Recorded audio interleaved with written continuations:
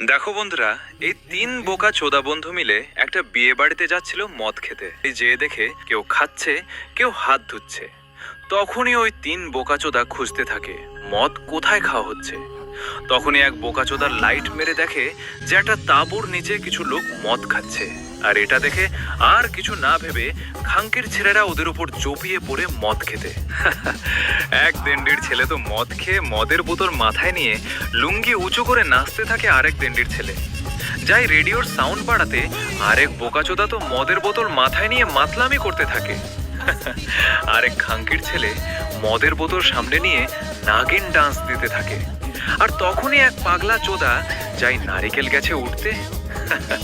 অনেক চেষ্টা করে দেন্ডির ছেলেটা গেছে উঠেও ফেলে, কিন্তু বেশিরকম মাতলামি করতে গিয়ে দেন্ডির ছেলে মাইক নিয়ে পড়ে।